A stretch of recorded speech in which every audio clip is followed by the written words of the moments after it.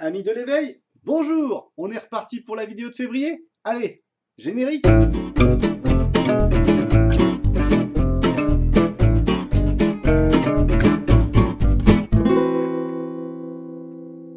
Ouh, et ben j'espère que tu as pris de bonnes vacances et que tu es en pleine forme, parce qu'on a besoin de toute ton énergie dans Éveil ensemble pour pouvoir danser, chanter, jouer, faire des activités manuelles, écouter des histoires et apprendre plein de choses.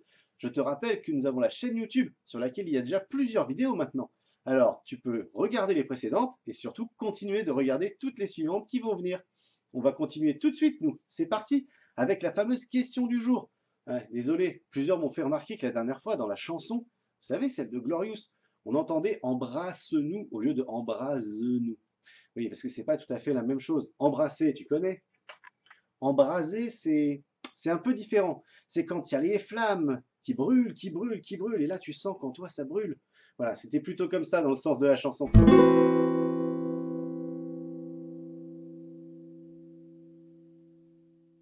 Ma langue avait un peu fourché la dernière fois.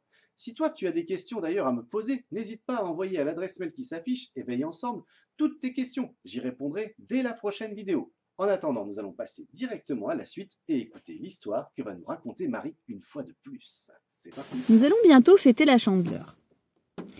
C'est le 2 février. La Chandeleur, c'est la fête des crêpes. Pour cela, je vais vous raconter la légende des crêpes. Comment est née la crêpe? Qui l'a inventée? Bonne question. C'était il y a très longtemps. Dans un tout petit pays, un tout petit royaume, gouverné par un tout petit roi et une toute petite reine. Ils avaient un tout petit prince qui s'appelait Gédéon. Ce tout petit garçon aimait bien aller se promener dans les bois, dans la forêt, au bord de la mer, au bord des étangs. Un jour, il dit à sa mère: « Maman, j'ai trop envie d'aller me promener dans la forêt des pierres chaudes. » Sa maman lui dit: « Enfin, Gédéon, tu sais que je n'aime pas trop que tu y ailles seul. Je préfère que tu sois accompagné. Je préfère que tu y ailles avec le chat, le gros chat. »« D'accord, maman, j'irai avec le gros chat. »« Mais avant de partir, lui dit sa maman, je vais te donner de la bouillie dans une bouteille. Comme ça, quand tu auras soif ou quand tu auras faim, tu n'auras qu'à ouvrir cette bouteille et la boire. » Voilà Gédéon qui part, avec son gros chat.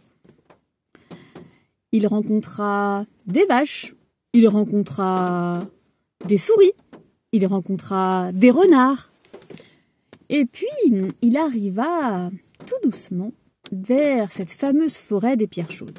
C'était une jolie et grande forêt, un peu impressionnante, il faut dire, avec des grands arbres. Il y avait de l'ombre, parfois il y avait un petit peu de pénombre même. On ne voyait pas grand-chose, même en plein jour. Ça faisait un peu peur, se disait Gédéon quand même. Maman avait raison, heureusement qu'il y avait le gros chat pour l'accompagner. Il entra encore plus profondément dans la forêt et découvrit les fameuses pierres chaudes.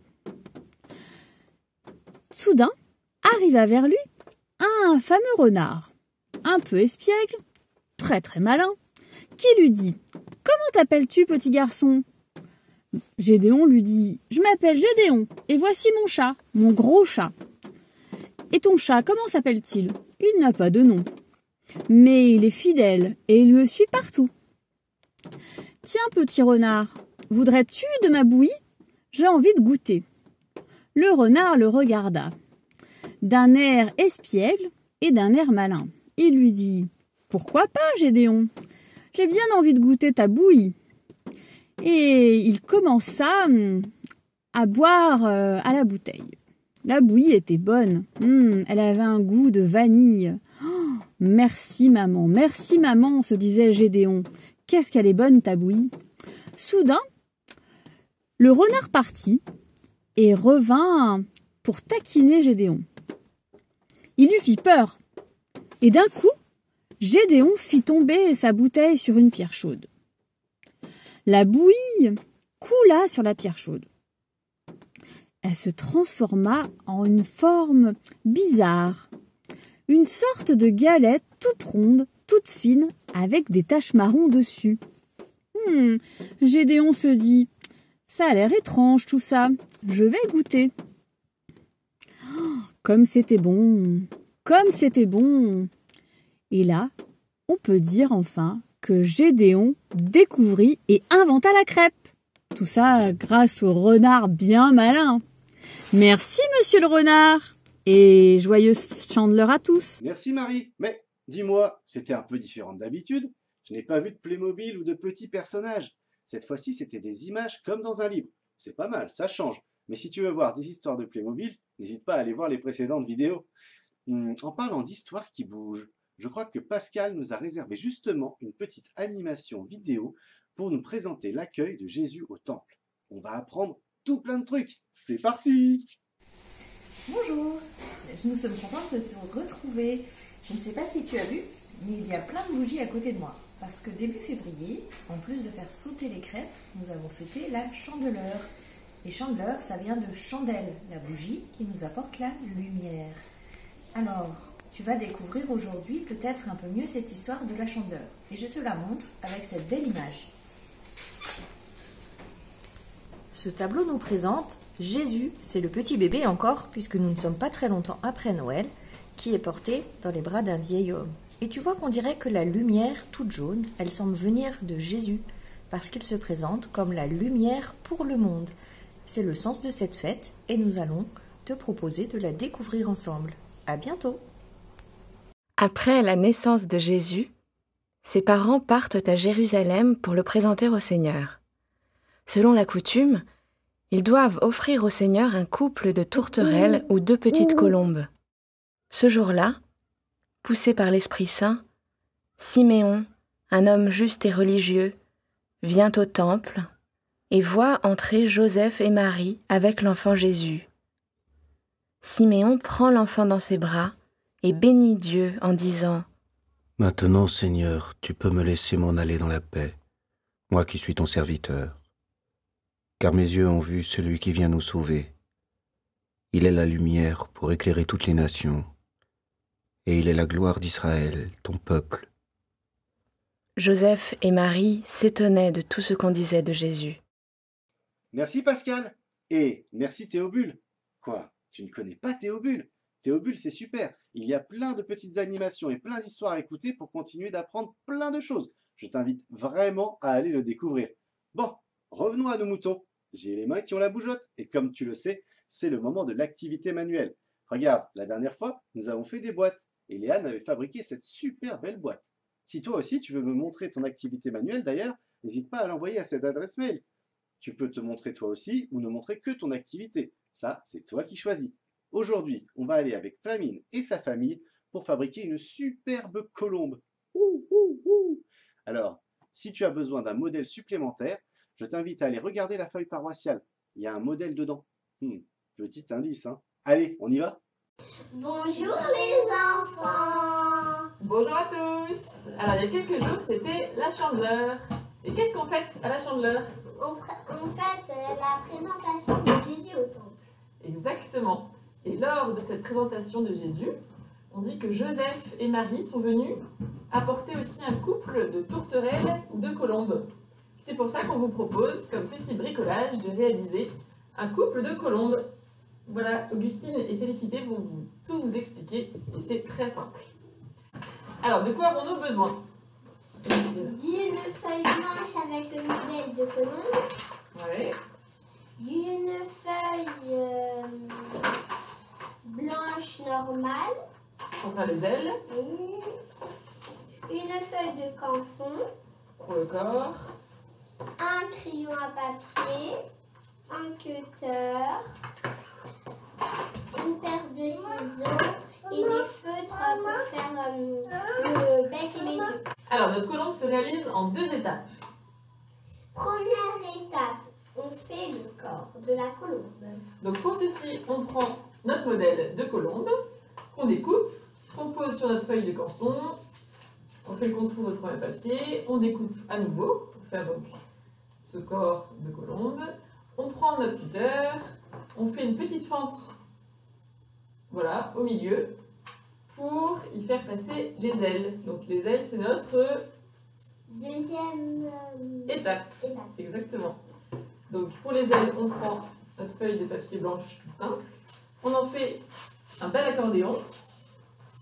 Donc on fait un pli au-dessus, un pli en dessous, ainsi de suite, pour faire, voilà, Et ben, les ailes maintenant. exactement, comme ceci. On les plie. Et ensuite on fait passer nos ailes. On fait passer nos ailes dans la petite fente. Comme ceci. Et il ne reste plus qu'à rajouter, avec les feutres, les yeux de notre colombe et le bec. Voilà. Et on... Joli colombe. Voilà notre jolie colombe. Et on peut même, si vous voulez, les suspendre, faire un beau ciel de colombe et chacun peut écrire son prénom dessus. Voilà, à vous de jouer maintenant. Bravo pour la colombe. On peut dire que ça donne des ailes. Bon, et si on chantait maintenant, comme les petits oiseaux? Pour aujourd'hui, je t'ai choisi une chanson qui parle de la lumière, parce qu'avec la présentation de Jésus, eh ben, c'est vrai que c'est un peu la lumière pour nous qui va se répandre. Alors, j'ai décidé qu'on allait faire un petit jeu. On a fait des gestes la dernière fois. Là, on va s'amuser un petit peu avec cette chanson. Il te faut une lumière pour ça. Alors, soit une bougie, mais peut-être que c'est un peu risqué. Tu peux te brûler. Alors, tu n'es pas obligé d'avoir une vraie bougie. Tu peux dessiner une bougie ou prendre une petite lumière comme ça. Alors, moi, je vais la régler en blanc. C'est pas mal, en blanc pour faire une petite lumière. Et tu te mets comme ça avec des amis, avec la famille, avec papa, avec maman peut-être. Ça, c'est toi qui vois qui tu as autour de toi. Et vous vous passez la lumière à chaque couplet. Et chaque fois, c'est au tour du suivant de chanter. Ok? On y va? Les paroles, c'est donc ouvrir les mains, cueillir la lumière, la donner plus belle à son voisin. Ouvrir les mains, cueillir la lumière, qu'elle s'étende un peu plus loin. Alors bien sûr, tu le fais avec la lumière, hein. Ouvrir les mains, cueillir la lumière, la donner plus belle à son voisin. Et là, tu la donnes. Et c'est le suivant qui chante. Ok? Ça fera un joli enchaînement. Tu vas voir, tu vas voir. Je suis sûr que tu vas y arriver. Hop, ma petite lumière. La guitare maintenant? Toujours avec les petits autocollants? On change pas.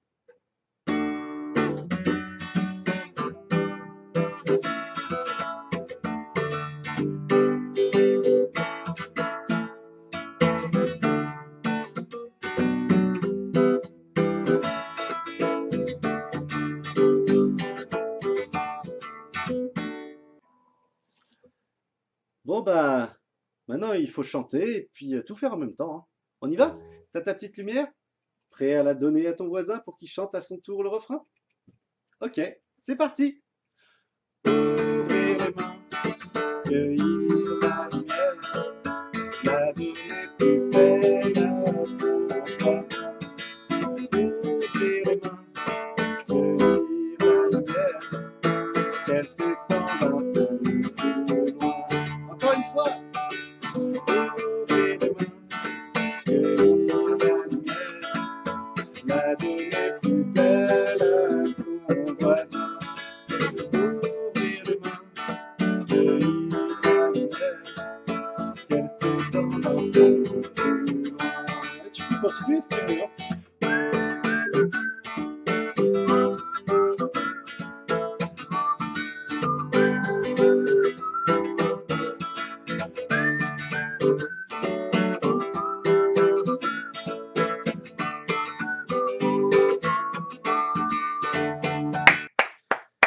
Bravo à toi, enfin, bravo à vous, parce que j'espère que tu as pu faire cette chanson avec toute ta famille ou tous tes amis ou plein de gens à qui tu as pu passer la lumière. Si c'est pas le cas, écoute, c'est pas très grave. Tu peux encore passer la lumière, en tout cas de l'amour, de l'espoir, à tous tes amis et tous les gens qui t'entourent. Il n'est jamais trop tard. Bon, il va être l'heure de se quitter, mais je t'invite à m'envoyer toutes tes questions, tes activités manuelles, tes infos, tout ce que tu as envie de me dire à l'adresse qui s'affiche. N'hésite surtout pas, je lis tous les mails. c'est promis. On se retrouve avec grand plaisir sur la prochaine vidéo. On parlera du carême cette fois-ci. Ça vient à grands pas parce que notre vidéo est arrivée un petit peu en fin de mois avec tout ça. Bon, ciao ciao et à la prochaine. Salut!